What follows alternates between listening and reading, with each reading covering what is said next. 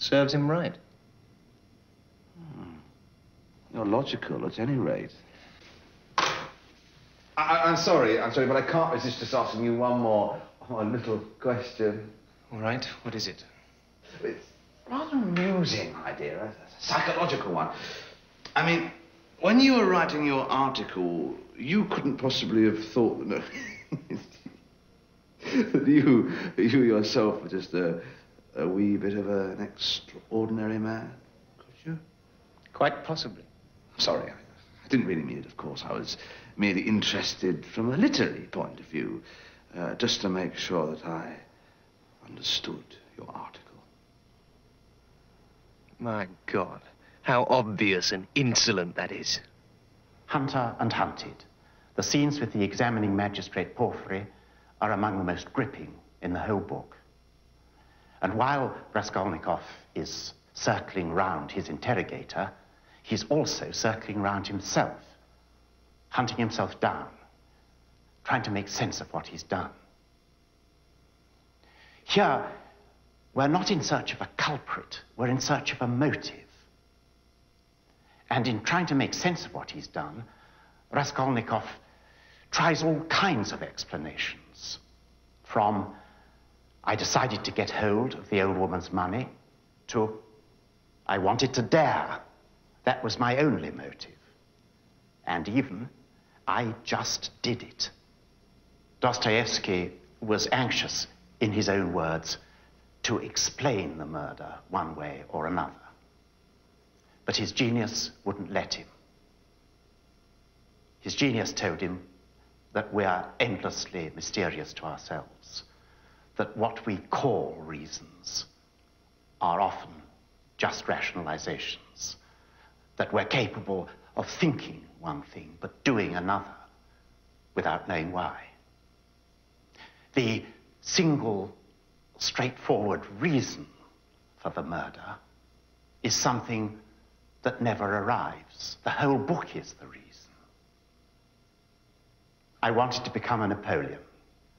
That's Raskolnikov's favorite among his many attempts, his many versions of his reason for having done what he has done. Power waits the really extraordinary man who is prepared to stoop and grab that power. This is Raskolnikov at his most demonic. It anticipates Nietzsche, certainly, and even 20th century fascism. But the small man who only thinks he's a Napoleon is just a clown.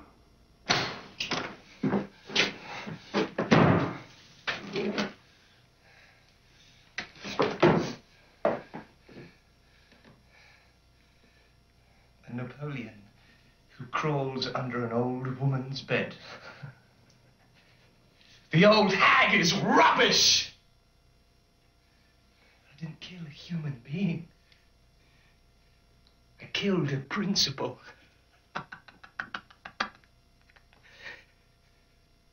Am I a man? Or am I some trembling vermin like the rest? I'm a louse. I chose the most useless louse and killed her. And now I'm lower than the louse I killed. And I knew beforehand I would say that to myself after I killed her. Allah commands, and the trembling vermin must obey. Obey. Trembling vermin, do not desire. That's not your business.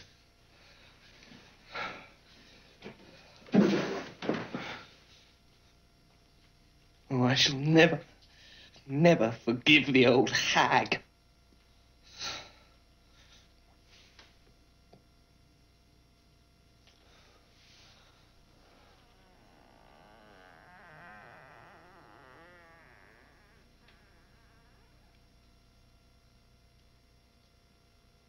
It's the moon that makes everything so still. It must be asking a riddle.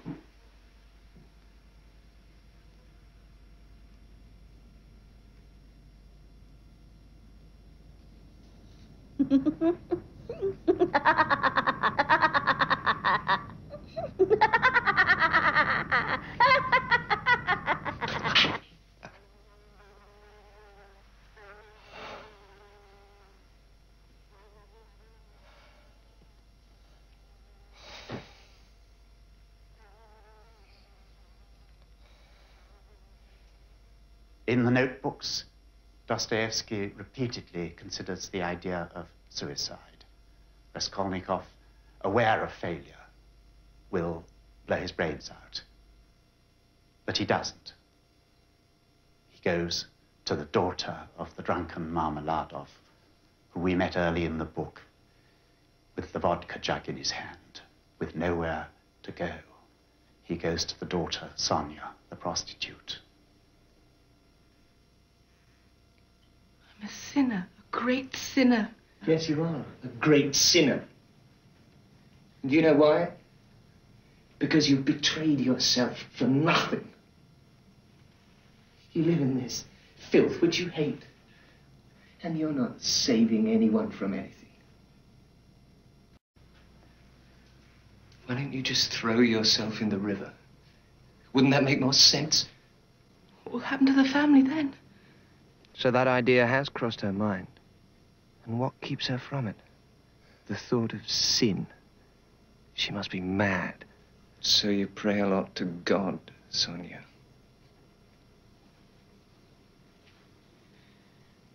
What would I be without God?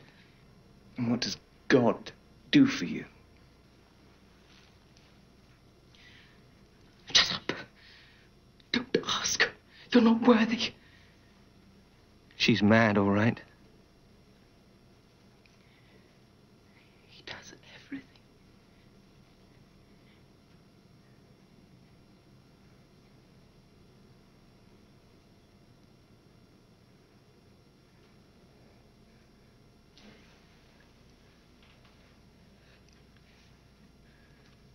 Where's the place about the raising of Lazarus? Read it for me, Sonia. Jesus said unto her, I am the resurrection and the life. He that believeth in me, though he were dead, yet shall he live. And whosoever liveth and believeth in me shall never die. The prisoners were very zealous in their devotions, and each of them always brought his pitiful kopeck for a candle or to put in the collection. Perhaps as he gave it, he thought, I, too, am a man.